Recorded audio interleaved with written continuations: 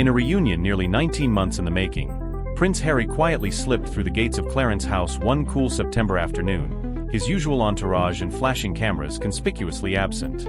For a moment, the world seemed to hold its breath as this long-awaited father-son encounter unfolded behind the palace's storied walls. In an age defined by headlines, social media storms and punctuated soundbites, this unguarded exchange promised something far more profound, a chance for two men divided by circumstance, ambition and public scrutiny to simply be father and son again. Harry arrived in a discreet black car that pulled up to the side entrance of Clarence house. There was no fanfare, no crowd of well-wishers, only a small cluster of aides who nodded respectfully as he descended and closed the door softly behind him. Inside, the king's private study offered warmth and familiarity, a low table set with fine china, a silver tea service, and an atmosphere hushed by respect rather than impatience. As Harry smoothed the lapel of his jacket and took his seat opposite his father, it was clear to insiders that this was a meeting arranged far from the public eye, intended simply to bridge the personal chasm that had grown so wide over recent years. The two men spoke in low tones, voices carried more by emotion than by volume. Reports from palace aides described gentle smiles and measured laughter echoing in the cozy room, but the details of their conversation remained private. After about 20 minutes, Harry rose and stepped outside to address a small group of waiting reporters from the BBC and Sky News. In that brief moment, he offered a single unmistakable sentence: "Yes, he's great. Thank you."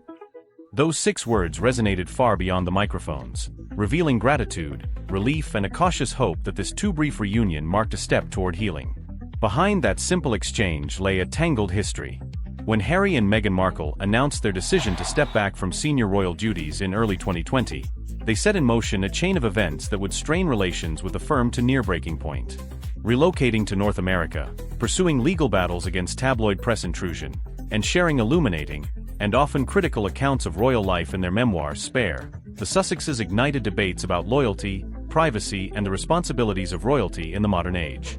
Oprah's 2021 interview presented the world with vivid scenes of tension and misunderstanding within the palace walls, and each subsequent disclosure seemed only to widen the rift. Yet underlying much of the public drama was a far simpler, more urgent concern: security. By relinquishing their roles as working royals, Harry and Meghan also lost their entitlement to publicly funded protection while on UK soil. Harry has repeatedly stressed that his insistence on adequate security is nothing more, or less, than a matter of human life and safety. His father's government, wary of setting a precedent for former royals, has resisted full restoration of that protection. Negotiations have sputtered along behind closed doors, occasionally reported on but never officially resolved, leaving the Duke and his family in a state of limbo whenever they consider returning to the land of their birth. This private tea, then, was as much about reconciling personal bonds as it was about testing the waters of that unresolved dispute. Palace spokespeople emphasized that no formal outcomes emerged from the meeting, but the very act of sitting down together signaled a willingness, even if tentative, to engage. For Harry, who has built a meaningful life and philanthropic mission around the Invictus Games Foundation, the dialogue with his father may also represent a strategic opportunity to smooth the path for future visits that combine both family and charity. Shortly after the Clarence house encounter, Harry stepped into a different kind of spotlight at an Invictus Games reception.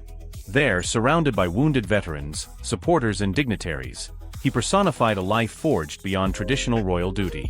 The Games have become his defining legacy and a source of personal pride, offering a counterpoint to the inherited role he once inhabited. By balancing a private moment in the king's study with a public celebration of resilience and recovery, Harry demonstrated the dual facets of his identity: the royal who cherishes family ties, and the humanitarian who champions those who have sacrificed on battlefields around the globe.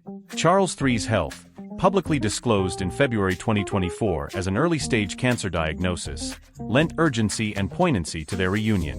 Royal watchers have since tracked his treatment regimen, noting adjustments to his official duties and expecting that his recovery timeline might shape future events. Harry's succinct declaration, "He's great," offered reassurance not only to his personal circle but to the millions who follow the Windsors' every move. Even a short-lived update from the Duke carried weight, transforming a private reassurance into a moment of collective relief. Social media erupted with supportive messages once the news of the meeting broke. Some fans likened it to the biblical story of the prodigal son, welcoming Harry back with open arms and hearts full of hope.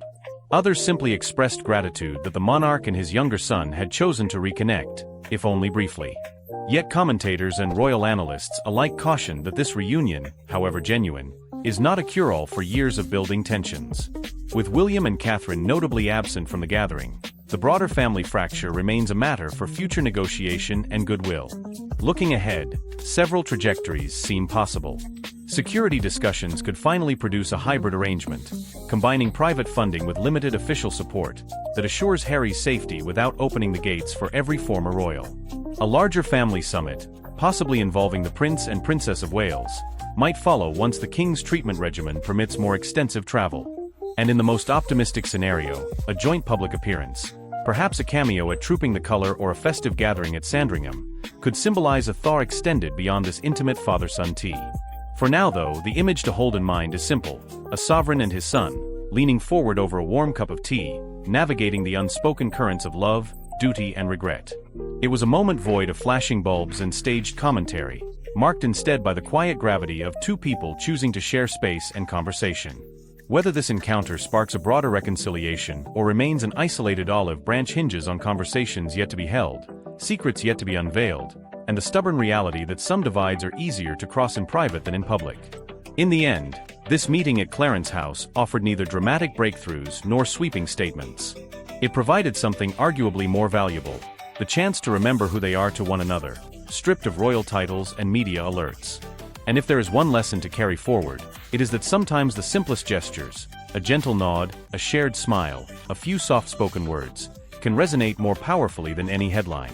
As Harry's words drifted across microphones that evening, they carried not just news of his father's well-being but a reminder that, at its heart, every family seeks moments of unity, however fleeting, amid the storms that life inevitably brings.